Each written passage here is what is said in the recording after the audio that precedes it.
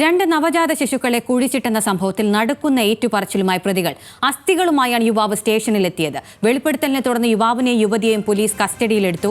ആദ്യ പ്രസവത്തിലെ കുട്ടി ഉടൻ മരിച്ചെന്ന് ഇരുവരും മൊഴി നൽകി. രണ്ടാമത്തെ കുട്ടിയുടെ മരണം കൊലപാതകമെന്ന് SP പറഞ്ഞു.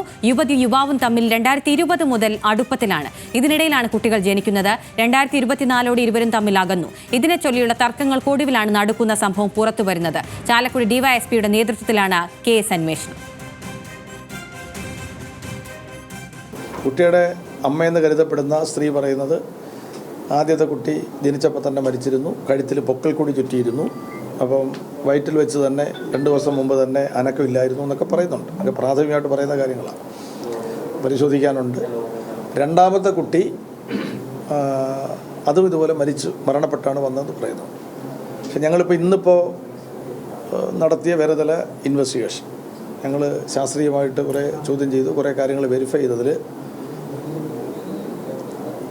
രണ്ടാമത്തത് സ്വാഭാവിക മരണമല്ല, അതവർ കൊന്നത് തന്നെയാണ്. രണ്ടാമത്തെ കുട്ടി അവർ കരയാൻ തുടങ്ങി, ശ്വാസം മുട്ടിച്ചു കൊന്നു, മുഖത്ത് പൊത്തിപ്പിടിച്ചു കൊന്നു.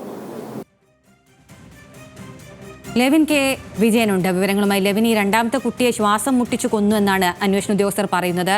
ഇരുവരുടെയും മൊഴി രേഖപ്പെടുത്തിയിട്ടുണ്ടോ? ഈ തെളിവെടുപ്പൊക്കെ എങ്ങനെയായിരിക്കും, എപ്പോഴായിരിക്കും, എന്തൊക്കെയാണ് ഏറ്റവും ഒടുവിലായി ലഭിക്കുന്ന വിവരങ്ങൾ?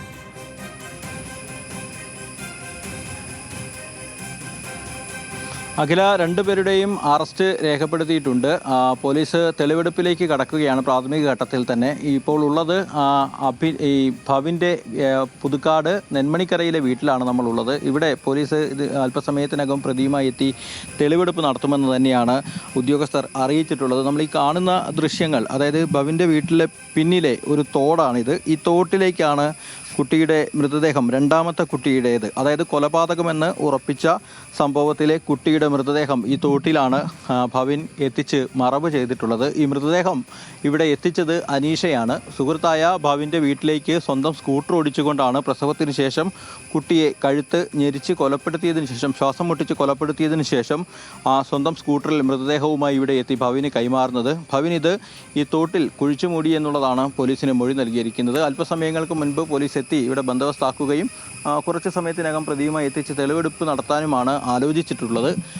ഈ മൃതദേഹം ഇവിടെ ഈ കുഴിയിൽ, അതായത് ഇപ്പോൾ നമുക്ക് വെള്ളമുണ്ടെന്ന് കാണുന്നുണ്ടെങ്കിലും മുൻപ് ഈ സംഭവം നടന്നതിന് ശേഷമുള്ള സമയങ്ങളിൽ വെള്ളമില്ലായിരുന്നു. ആ സമയത്ത് തോട്ടിൽ കുഴിയെടുത്താണ് മൃതദേഹം മറവ് ചെയ്തത്. അതിനുശേഷം മൃതദേഹം അഴുകിയതിന് ശേഷമാണ് ഈ കുഴി വീണ്ടും തുറന്ന് അസ്ഥികൾ ഭവിൻ കൈക്കലാക്കുന്നത്. അത് കയ്യിൽ സൂക്ഷിക്കുകയുമായിരുന്നു. ആദ്യത്തെ കൊലപാതകം അല്ലെങ്കിൽ ആദ്യത്തെ ദുരൂഹമരണം നടക്കുന്നത് 2021 അന്ന് അനീഷ പ്രസവിച്ച ആൺകുട്ടിയെ മരിച്ച നിലയിലാണ് പുറത്തു വന്നത് എന്നുള്ളതാണ് ഇവർ പോലീസിന് മൊഴി നൽകിയിരിക്കുന്നത്. പൊക്കിൾക്കൊടി കഴുത്തിൽ കുരുങ്ങി മരിച്ച നിലയിലാണ് ആൺകുട്ടി പുറത്തു വന്നത്. അന്ന് ആ സമയത്ത് തന്നെ അനീഷയുടെ വെള്ളിക്കുളങ്ങര നൂൽവള്ളിയിലെ വീട്ടിൽ ഈ മൃതദേഹം കുഴിച്ചിടുകയും പരിസരവാസികളായ ചില സ്ത്രീകൾ ഇത് കാണുകയും ചെയ്തു എന്നുള്ളതാണ് അനീഷ പോലീസിന് മൊഴി നൽകിയത്. താൻ ഗർഭിണിയാണോ എന്നടക്കമുള്ള സംശയങ്ങൾ അയൽവാസികൾക്ക് ചിലർക്ക് ഉണ്ടായിരുന്നു. അതുകൊണ്ട് തന്നെ ഈ മൃതദേഹം കുഴിച്ചിട്ടതിന് ശേഷം ഭവിനെ കാര്യങ്ങൾ അറിയിച്ചു. ഭവിൻ്റെ കൂടി നിർദ്ദേശപ്രകാരം മൃതദേഹം അഴുകിയതിന് ശേഷം ആ കുഴി വീണ്ടും തുറന്ന് അസ്ഥികളെടുത്ത് ആദ്യത്തെ കുട്ടിയുടെ അസ്ഥികളും ഭവിനെ ഏൽപ്പിച്ചു എന്നുള്ളതാണ് യുവതി മൊഴി നൽകിയത്. ഈ സംഭവങ്ങൾക്ക് ശേഷം 2024 പകുതിയോടുകൂടി ഇരുവരും തമ്മിൽ അകലുന്നു. ഇവരുണ്ടായിരുന്ന പ്രണയബന്ധത്തിൽ നിന്നും പെൺകുട്ടി പിന്മാറാൻ ശ്രമിക്കുന്നു. ഇത് വൈരാഗ്യത്തിനിടയാക്കുന്നു. തുടർന്ന് ഇവർ തമ്മിൽ പല ഘട്ടങ്ങളിലായി വാക്കുതർക്കമുണ്ടാകുന്നു. അനീഷ മറ്റൊരാളുമായി സൗഹൃദം സ്ഥാപിച്ചതായുള്ള സംശയം ഭവിനുണ്ടാകുന്നു. ഇതേ ചൊല്ലി പതിവായി വാക്കുതർക്കമുണ്ടായി. ഇന്നലെയും ഈ സംഭവങ്ങൾ ഉണ്ടായി. പക്ഷേ ഇതിനു മുൻപ് ഈ രണ്ട് കുഞ്ഞുങ്ങളുടെയും അസ്ഥികൾ സൂക്ഷിച്ചത് അത് ദോഷങ്ങൾ ഒഴിവാക്കുന്നതിനായി, ഉദയക്രിയ അടക്കം ചെയ്യുന്നതിനായി മറ്റൊരു സ്ഥലത്ത് കൊണ്ട് ഉദയക്രിയ ചെയ്യുന്നതിന് വേണ്ടിയിട്ടുള്ള ശ്രമത്തിൻ്റെ ഭാഗമാണെന്ന് പറഞ്ഞ് ഇവരെ, അതായത് അനീഷയെ വിശ്വസിപ്പിക്കുന്നു. അങ്ങനെ പലതരത്തിൽ പല കള്ളങ്ങളും മറ്റുമൊക്കെ പറഞ്ഞാണ് ഈ അസ്ഥി ഇയാൾ വീട്ടിൽ സൂക്ഷിച്ചിരുന്നത്. അതിനുശേഷം ആണ് ഇന്നലെ ഈ ഇരുവരും തമ്മിൽ തർക്കമുണ്ടാകുന്നതും പോലീസ് സ്റ്റേഷനിൽ ഇയാൾ മദ്യലഹരിയിലെത്തി കാര്യങ്ങൾ വെളിപ്പെടുത്തുന്നതും. അതിന് പിന്നിലുള്ള ഉദ്ദേശം അനീഷ മറ്റൊരാളുമായി സൗഹൃദത്തിലായപ്പോൾ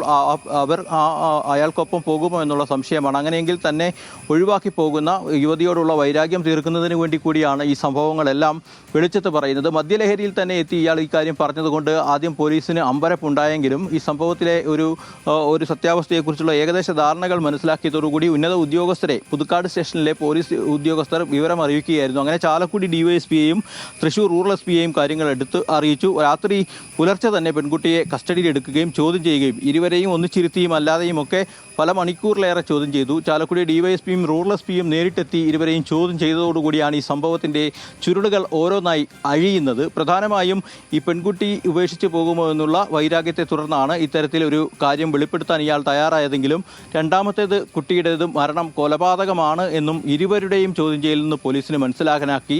അതുകൊണ്ട് തന്നെയാണ് അസ്ഥികൾ കൂടി പരിശോധിക്കാൻ തീരുമാനിച്ചത്. പ്രാഥമികമായി തൃശൂർ മെഡിക്കൽ കോളേജിലെ ഫോറൻസിക് വിഭാഗം മേധാവി ഡോക്ടർ ഉന്മേഷിനെ അവധി ദിവസമായിട്ടും വിളിച്ചു വരുത്തി അസ്ഥികൾ പരിശോധിപ്പിച്ചു. അത് മനുഷ്യന്റെ അസ്ഥികളാണെന്ന് തന്നെ സ്ഥിരീകരിച്ചതോടുകൂടി കൊലപാതകം ഏറെക്കുറെ പോലീസ് ഉറപ്പിക്കുകയാണ്. ഔദ്യോഗികമായ സ്ഥിരീകരണം SP കൊലപാതകമെന്ന് പറഞ്ഞെങ്കിലും ഔദ്യോഗികമായ സ്ഥിരീകരണം പോലീസ് നടത്തിയിട്ടുണ്ട്. പക്ഷേ ശാസ്ത്രീയ പരിശോധനകൾ ഇനിയും തുടരേണ്ടതുണ്ട്. ഫോറൻസിക് പരിശോധനകളും DNA പരിശോധനകളും അടക്കം ഈ കേസിൽ നടത്താനുണ്ട്. പോസ്റ്റ്മോർട്ടം സാധ്യത വളരെ തുച്ഛമായ ഒരു സാഹചര്യത്തിൽ ഫോറൻസിക് പരിശോധനകളെ അടിസ്ഥാനമാക്കിയാണ് കേസന്വേഷണം മുന്നോട്ട് കൊണ്ടുപോകാൻ അന്വേഷണ സംഘം തീരുമാനിച്ചിരിക്കുന്നത്. മറ്റൊന്ന്, ഈ പ്രതികളായിട്ടുള്ള രണ്ടുപേർക്കും സുഹൃത്തുക്കളുടെ അടക്കം ബന്ധുക്കളുടെ അടക്കം ചിലരുടെ സഹായം ലഭിച്ചിട്ടുണ്ടോ എന്നുള്ള സംശയം പോലീസിനുണ്ട്. അതുകൊണ്ട് തന്നെ ഇവരുടെ സുഹൃത്തുക്കളെയും ബന്ധുക്കളെയും അടക്കം ചോദ്യം ചെയ്യാനുള്ള നടപടികളും പോലീസ് ആലോചിക്കുന്നുണ്ട്. ഇനിയുള്ളൊരു കാര്യം, മൂന്നാമതൊരാളുടെ ഒരു ഉപദേശം അല്ലെങ്കിൽ ഒരു നിർദ്ദേശം, ഈ അസ്ഥികൾ നിമജ്ജനം ചെയ്യണം, ഉദയക്രിയ ചെയ്യണം എന്നടക്കമുള്ള ഒരു നിർദ്ദേശം ഈ ഭവിന് ലഭിച്ചിട്ടുണ്ട് എന്നുള്ളതാണ് പോലീസ് സംഘത്തിന് സംശയമുള്ളത്. അക്കാര്യങ്ങൾ കൂടി പരിശോധിക്കും.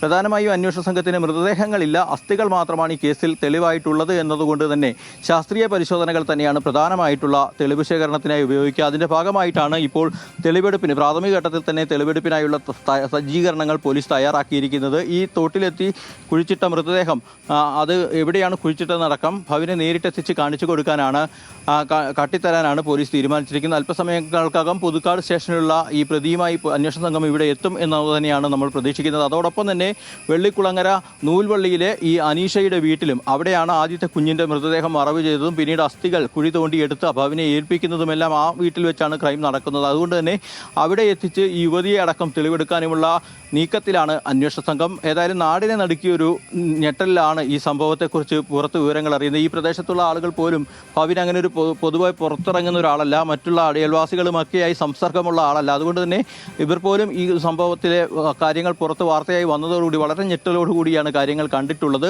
ഏതായാലും കേസ് അന്വേഷണവുമായി സജീവമായി മുന്നോട്ട് പോവുകയാണ്. ശാസ്ത്രീയ പരിശോധനകൾ അടക്കം നടത്തി കേസിൻ്റെ സത്യാവസ്ഥ പുറത്തു കൊണ്ടുവരാനാകുമെന്നും കൂടുതൽ തെളിവുകളും തുമ്പുകളും ഉണ്ടാക്കിയെടുക്കാനാകുമെന്നുമാണ് അന്വേഷണ സംഘം ഇതിനോടകം തന്നെ അറിയിച്ചിട്ടുള്ളത്. പ്രതികളുടെ അറസ്റ്റ് രേഖപ്പെടുത്തി ഇന്ന് ഒരുപക്ഷെ രാത്രിയോടുകൂടി തന്നെ കോടതിയിൽ ഹാജരാക്കാനുള്ള നീക്കവും പോലീസ് ആലോചിക്കുന്നുണ്ട്. അഖില.